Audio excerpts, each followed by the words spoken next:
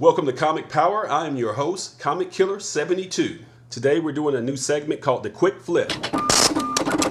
In comic book investing terminology, the quick flip normally means you have something for a very short period of time that you sell for a profit and had no intention of holding it for the long term. At my channel, I'm going to incorporate the phrase quick flip and make it mean real down and dirty, real fast information about this channel and other comic book news. And today we're going to do it in 10 minutes and 25 seconds. Okay, now that you understand, let's go ahead and get right into it. Congratulations to Pacific Rim the Uprising for debuting at #1 at the box office. It gets the accolade of dethroning Black Panther, which was #1 at the box office for 5 weeks straight. It had made history by tying Avatar as the only movie released this century to do that. There were many challengers that got knocked out, like Red Sparrow, A Wrinkle in Time, Tomb Raider. They all went down in flames next to Black Panther. But make no mistake about it, Pacific Rim's debut was pretty weak at $28 million. For a movie of its size, it's a pretty weak box office, but it's enough to hold off Black Panther, which is going into its 6th week. Pacific Rim has some competition next week. It's got to hold off Ready Player One, which is about to drop on March 28th. This sci-fi fantasy film is going to be the next offering from Steven Spielberg, who's the godfather of the genre, so Pacific Rim's top at #1 is going to be short-lived probably.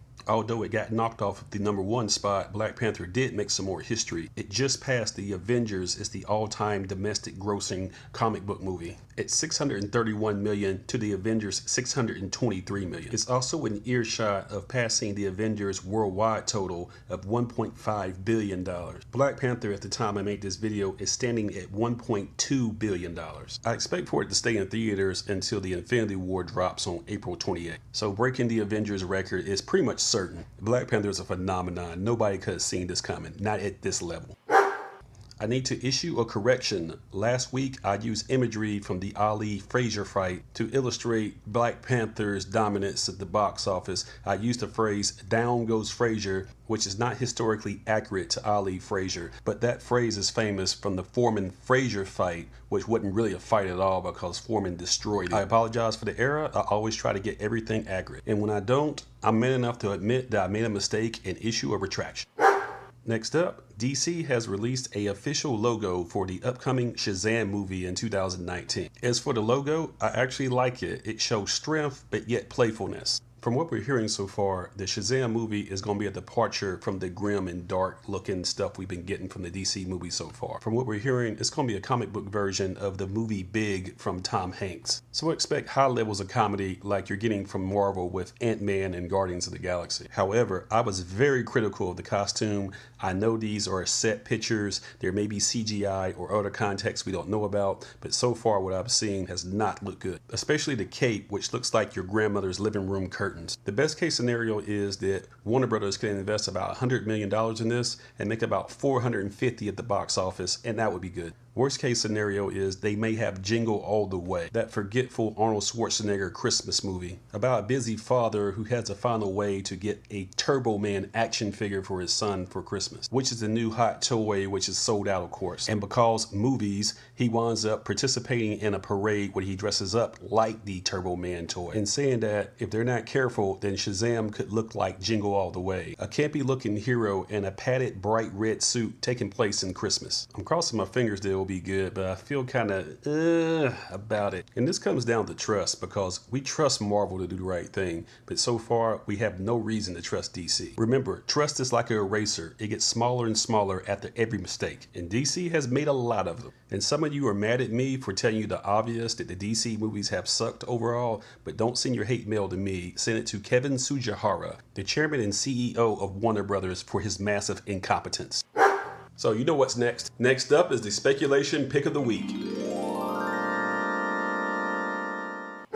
And that pick for April 4th, 2018 is going to be Xerxes, The Fall of the House of Darius and the Rise of Alexander, #1 of a 5-part miniseries from Dark Horse Comics. And this is a big deal because it's a continuation of the story that was started by Frank Miller from his original miniseries 300. Yes, this is the same 300 that was developed into a fantastic movie, which was directed by Zack Snyder, the guy who gets all the blame for ruining the DC universe, is the director of Man of Steel and Batman vs. Superman, and probably about 50% of Justice League, which was chopped up and murdered, which that's another story. The movie was very faithful to the imagery and the story of the Frank Miller comic book, based on a real-life battle in history where 300 Spartans helped Greece fight off an overwhelming army from the Persians during the reign of the god king Xerxes. Modern-day Persia is now known as Iran, and its capital is Tehran. So basically, in this miniseries, the Greeks will no longer play the fence, and united under Alexander the Great, another real historical figure, actually conquer Persia and much, much more. When Frank Miller releases something, it's a pretty big deal. He's probably only second to Stan Lee as the most significant living comic book creator, and probably one of the top 10 most important, either dead or alive. I don't have enough time to explain everything he's done that's been so great, but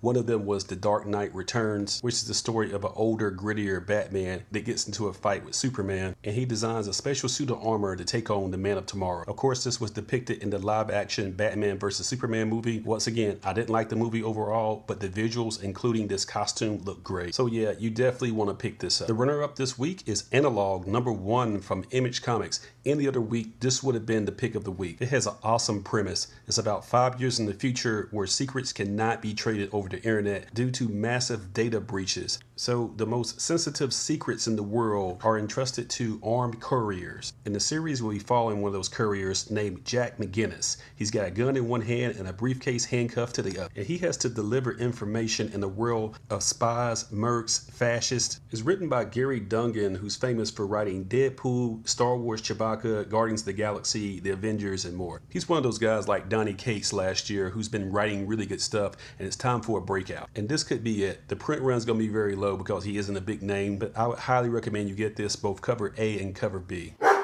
And now for the main event, let's talk about Avengers Infinity War. I still believe they're giving away too much stuff.